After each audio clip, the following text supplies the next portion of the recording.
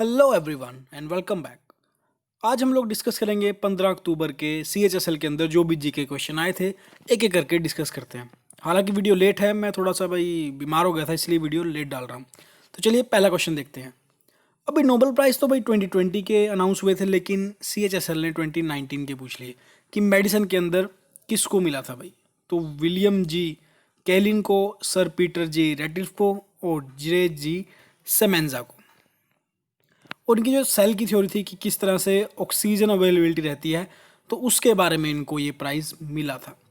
अगला क्वेश्चन काफ़ी सिंपल था भाई कि मॉनिटरी पॉलिसी, दो तरह की पॉलिसी होती है भाई, एक फिजिकल पॉलिसी और एक होती है मॉनिटरी पॉलिसी। तो मॉनिटरी पॉलिसी जो रेगुलेट करती है वो RBI, और मॉनिटरी पॉलिसी के ऊपर तो भाई बेसिक से लेकर एडवांस तक के हर तरह के क्वेश्चन जो है डिस्कस कर रखे हैं। वीडियो का लिंक मैं डिस्क्रिप्शन में डाल दूंगा और यहाँ पे एक आई बटन भी आएगा, वहाँ पर जाकर भी आप लोग देख सकते हैं। उसके बाद पूछा गया था कि रॉफ डांस किस यूनियन टेरेटरी या स्टेट का है, तो भाई जम्मू एंड कश्मीर का है भाई। काफ़ी बार पूछा गया एग्जाम में ये। नेक्स्ट है कि इन्वायरमेंट डे, काफ़ी इजी क्वेश्चन है भाई, 5 जून। इसी तरह से अगर मैं बात करूँ, जो भी मंथ के अंदर इंपॉर्टेंट डेज आते हैं उनके लिए अलग से वीडियो बना रखी है भाई, हर मंथ के लिए आपको मिल जाएगी। अगर आप जून की देखना चाहते हैं तो यहाँ पे आई बटन पे क्लिक कर कर फुल जून मंथ की, उसके बाद जुलाई, अगस्त, सितंबर, अब अक्टूबर की भी डालने वाला हूँ मैं, तो आप लोग देख सकते हैं। और काफ़ी फनी वे से ट्रिक बनाई हुई है जो कि आपको एग्जाम पॉइंट ऑफ व्यू से हेल्प करेंगी। आर्टिकल 280 के बारे में पूछा गया था, तो भाई ये फाइनेंस कमीशन के बारे में दर्शाता है। तो आर्टिकल 280 जो कि है फाइनेंस कमीशन। उसके बाद है, पूछा गया था भाई जो हमारी अब की लोकसभा है वो 17वीं लोकसभा है, तो उसके अंदर कितनी वुमेन इलेक्टेड हैं, तो 78 वुमेन्स है भाई। यानी कि जो ये आंकड़ा है, जो अभी मोदी गवर्नमेंट आई है 17वीं लोकसभा के अंदर, उसके अंदर ये हिस्ट्री है भाई कि नंबर ऑफ वुमेन सबसे ज़्यादा हैं लोकसभा के अंदर।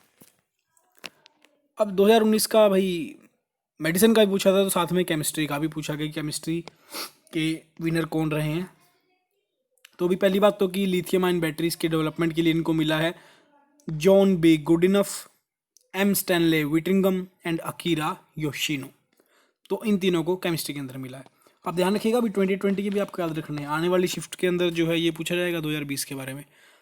बीजेपी के प्रेसिडेंट के बारे में पूछा गया था, तो भाई वो हैं JP नड्डा। हालांकि अमित शाह थे, लेकिन अमित शाह के होम मिनिस्टर बनने के बाद इनकी कमान जो है JP नड्डा को सौंपी गई। और अगर मैं INC की बात करूं भाई, तो ये अभी इंटरिम जो है वो है सोनिया गांधी, क्योंकि भाई इस फैमिली के पास ही रहती है इसकी गद्दी जो है हमेशा। नेक्स्ट है कि बम्बू फेस्टिवल होता है भाई, तो बम्बू डांस होता है सॉरी, तो वो कौन से स्टेट के अंदर फेमस है, तो ये है मिजोरम के अंदर। इमेज में आप लोग देख रहे हैं ये बैम्बू डांस है। उसके बाद है ह्यून सांग, इंडिया आया था, तो ये चाइनीज़ ट्रैवल था, तो किसके रेन में, इनके किसके शासनकाल में इंडिया आया था, तो ये आया था हर्षवर्धन के काल में। तो भी एक अगर मैं बात करूँ, मोरक्को से इब्न बतूता भी आए थे भाई इंडिया के अंदर। क्या आप मुझे बता सकते हैं कि वो किसके शासनकाल में इंडिया आए थे। उसके बाद है पाक स्ट्रेट सेपरेट इंडिया फ्रॉम। अब अगर इंडिया की बात करें, ये जो हमारा दक्षिण भारत है और ये आ जाता है श्रीलंका। तो एक पाक स्ट्रेट है भाई, ये पाकिस्तान वाला नहीं है अभी, PALK, बल्कि हम प्रोनाउंसिएशन जो है पाक करते हैं। तो एक स्ट्रेट का मतलब क्या है कि जो दो ज़मीन के पार्ट को डिवाइड करती है और दो पानी के टुकड़ों को मिलाती है, उसको बोलते हैं हम लोग स्ट्रेट। तो इसी तरह से जो इंडिया और श्रीलंका को अलग करती है, तो भाई उस स्ट्रेट का नाम है पाक स्ट्रेट। नेक्स्ट है, कौन सी मेमोरी कंप्यूटर के अंदर सबसे फास्ट होती है, तो कंप्यूटर के अंदर फास्ट सबसे मेमोरी होती है कैश मेमोरी। कैश मेमोरी जो सबसे फास्ट है। उसके बाद अगर आप लोग कंप्यूटर के बारे में भी देखेंगे ना, इन मेमोरी सिस्टम के ऊपर भी मैंने कंप्लीट एनालिसिस वीडियो बना रखी है, और क्वेश्चन काफ़ी सिंपल हैं और बेसिक टू एडवांस हैं। तो यहाँ पे क्लिक करेंगे तो आपको कंप्यूटर वाली वीडियो भी देखने को मिल जाएगी, जो कि आपको आने वाले एग्जाम में भी हेल्प रखेगी।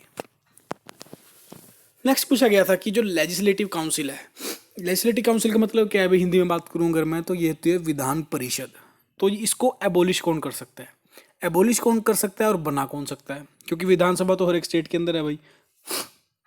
तो अगर मैं आर्टिकल 169 की बात करूं, वो कहता है कि पार्लियामेंट जो है बना भी सकता है और एबोलिश भी कर सकता है स्टेट लेजिस्लेटिव काउंसिल। लेकिन सबसे पहले क्या होएगा, जो उस स्टेट की विधानसभा है उसके अंदर भाई स्पेशल मेजोरिटी से वो रेजोल्यूशन पास होना चाहिए।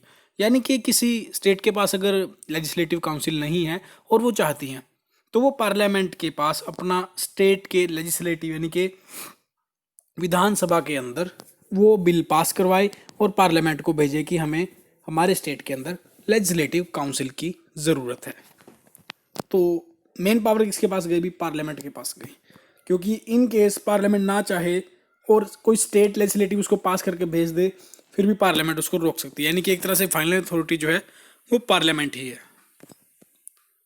और अगर अब तक आपने मुझे फॉलो नहीं किया अभी तो डेफिनेटली आप जाकर लाल बटन पर प्रेस कीजिए, मेरे को फॉलो कीजिए, सब्सक्राइब कीजिए, ताकि आपको आने वाले एग्जाम में हेल्प मिलती रहे।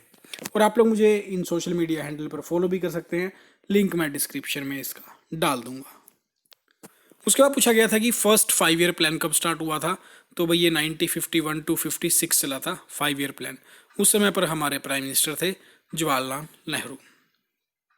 और आप देख सकते हैं कि जो टारगेट ग्रोथ थी भाई वो 2.1 थी ग्रोथ, यानी कि जीडीपी की। नेक्स्ट है सरोजनी नायडू, जिनको कि भारत कोकिला नाइटिंगेल ऑफ इंडिया भी कहा जाता है। तो ये आईएनसी यानी कि इंडियन नेशनल कांग्रेस की प्रेसिडेंट कौन से सेशन में बनी थी? तो ये बनी थी भाई 1925 के अंदर। और राउंड टेबल कॉन्फ्रेंस के अंदर और क्विट इंडिया मूवमेंट के अंदर भी इनका काफ़ी ज़्यादा रोल रहा था। अब देखने वाली बात यह है कि जब भारत आज़ाद हुआ था तो फर्स्ट वुमेन गवर्नर कौन थी भाई उत्तर प्रदेश की? तो सरोजनी नायडू जी ही थी। ICC women's cricketer of the year 2019 के लिए किसको मिला? तो ये ऑस्ट्रेलिया की भाई ऑलराउंडर प्लेयर है एलिस पैरी को। काफ़ी अच्छा खेलते हैं भी, मैं भी काफ़ी बार देखा इनको। नेक्स्ट है कि प्रेसिडेंट अपना रेजिग्नेशन किसको सबमिट करेगा? तो प्रेसिडेंट करेगा वाइस प्रेसिडेंट को। According to article number 56 of Indian constitution it makes clear that the term of president is 5 year. यानी कि टर्म तो 5 ईयर रहेगी। कब से? जब वो इलेक्ट होंगे? नहीं, जब से वो अपने ऑफिस में एंटर करेंगे, यानी कि कार्यकाल अपना संभालेंगे, तब से लेकर अगले 5 साल तक वो ही प्रेसिडेंट रहेंगे। उनकी जो टर्म है वो टर्मिनेट कैसे हो सकती है? या तो वो रेजिग्नेशन दें वाइस प्रेसिडेंट को लिखकर, या फिर इम्पीचमेंट के द्वारा रिमूव किया जाए पार्लियामेंट के अंदर। यानी कि अगर लगता है पार्लियामेंट को कि वो कॉन्स्टिट्यूशन को वायलेट कर रहे हैं तो उनके खिलाफ वो इम्पीचमेंट यानी कि महाभियोग भी चला सकते हैं संसद के अंदर। उस तरह से भी उनको रिमूव किया जा सकता है। नेक्स्ट है कि which artery carry blood away from the heart, यानी कि हार्ट से ब्लड लेके जाने का काम जो है वो कौन सी आर्टरी करती है? तो वो पल्मोनरी आर्टरी करती है। वो बेसिकली आर्टरी करती क्या है कि ब्लड को हार्ट से लेके जाती हैं, यानी कि pulmonary artery transport blood that has a low oxygen content from right ventricle to lungs. यानी कि इट मीन्स जिस ब्लड के पास ऑक्सीजन की मात्रा कम है उसको राइट वेंट्रिकल से वो लंग्स के पास ले जाएंगे। नेक्स्ट पूछा गया है भाई जीएसटी के बारे में। तो जीएसटी कौन से कॉन्स्टिट्यूशनल अमेंडमेंट के बाद पास हुआ था? तो भाई वो था 101, यानी कि 101वां कॉन्स्टिट्यूशनल अमेंडमेंट था। गुड्स एंड सर्विस टैक्स जो है इसकी फुल फॉर्म है। नेक्स्ट है कि जो स्टूडेंट भाई झारखंड से थे उनको इस क्वेश्चन का आंसर डेफिनेटली पता होगा। पूछा गया था कि जो झारखंड की लेजिस्लेटिव असेंबली है उसके स्पीकर कौन है? तो ये है रविंद्रनाथ महतो। हो सकता है आने वाले एग्जाम में भाई डिफरेंट स्टेट के बारे में उनके स्पीकर के बारे में पूछ लिया है तो आप लोग दूसरे डिफरेंट लेजिस्लेटिव असेंबली के स्पीकर देख सकते हैं। नेक्स्ट है कि महात्मा गांधी ने CF एंट्रीज को किसका टाइटल दिया था? तो ये दिया था भाई दीन बंधु का। और एक टाइटल और इम्पोर्टेंट आता है भाई एग्जाम के अंदर, देश बंधु का था CR दास को। नेक्स्ट है कि तिब्बत के अंदर गुड्स कैरी करने के लिए कौन सा एनिमल यूज होता है? तो भाई यॉक का यूज होता है, याक। उसके बाद एक सखी स्कीम है भाई, वो किस से रिलेट करती है? तो वो रिलेटेड है भाई एम्पावरमेंट ऑफ वुमेन से।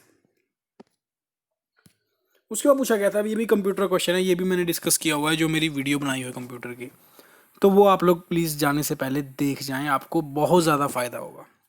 कि एक बाइट के अंदर कितने ज़्यादा बिट्स होते हैं भाई? तो 8 बिट से मिलकर एक बाइट बनता है। बिट और बाइट में काफ़ी ज़्यादा फर्क है। जैसे मैं बात करूँ, एक बिट तो होगी भाई, अगर मैं 8 बिट को मिला दूँ तो बाइट बन जाएगा। 1024 बाइट को मिला दूँ तो किलो बाइट बन जाएगा। 1024 किलो बाइट को मिला दूँ तो 1000 मेगा बाइट बन जाएगा। 1024 मेगा बाइट को मिला दूँ तो 1 GB बन जाएगा। 1024 GB को मिला दूँ तो 1 टेराबाइट बन जाएगा। एक टेराबाइट 1.24 टेराबाइट को बना दो तो एक पेटाबाइट बन जाएगा। नेक्स्ट पूछा गया था कि NHRC के कमीशन की जो नेशनल ह्यूमन राइट कमीशन उसके चेयरमैन कौन है, तो ये है भाई HL दत्तू। उसके बाद शहीद उधम सिंह जी के बारे में पूछा गया था कि उनकी जयंती कब सेलिब्रेट करते हैं, तो हम करते हैं 31 जुलाई, यानी कि जिस दिन वो शहीद हुए थे, क्योंकि इन्होंने असैसिनेशन किया था किसका भाई, जनरल डायर का, जो कि जलियांवाला बाग मैस्करे के दौरान एक तरह से उनकी नज़रों में मेन आरोपी थे। उसके बाद पूछा गया था कि महमूद गजनवी ने भाई भारत पर कितनी बार अटैक किया था, तो 17 बार अटैक किया था। उसके बाद था कि एरोप्लेन किसने इन्वेंट किया। हालांकि कुछ लोग क्लेम ये भी करते हैं कि भी एरोप्लेन सबसे पहले इंडिया के अंदर बनाया गया था, लेकिन बात क्या है भाई, बात आ जाती है वहीं पेटेंट पर। सबसे पहले पेटेंट जो था राइट ब्रदर्स ने लिखवाया, इनकी Wilbur and Orville right. Next पूछा गया था कि दलाई लामा भारत कब आए थे भाई, क्योंकि आपको पता ही है भाई तिब्बत के समय उस टाइम पर चाइनीज ट्रूप भाई काफ़ी ज़्यादा उनके ऊपर हमला कर रही थी, तो उस समय पर 31 मार्च 1959 को वो परमानेंटली इंडिया के अंदर आ गए थे और धर्मशाला के अंदर। अगर आप लोग धर्मशाला गए होंगे तो आपने भी देखा होगा कि वहाँ पे दलाई लामा और काफ़ी ज़्यादा बुद्धिस्ट टेम्पल भी हमें वहाँ पे। तो आंसर क्या हो जाएगा इसका, मार्च 1959। तो ये था आज का हमारा सेशन भाई। सेशन अच्छा लगे तो लाइक कीजिए, अगर आपको समझ आ रहा है तो शेयर भी करें ताकि और लोग हमसे जुड़ पाएँ। अभी मैंने 15 अक्टूबर का शेयर कर रहा हूँ, अभी जल्दी मैं 16 का भी शेयर करूँगा। तो थैंक्स फॉर वॉचिंग, जल्दी मिलेंगे, बाय बाय।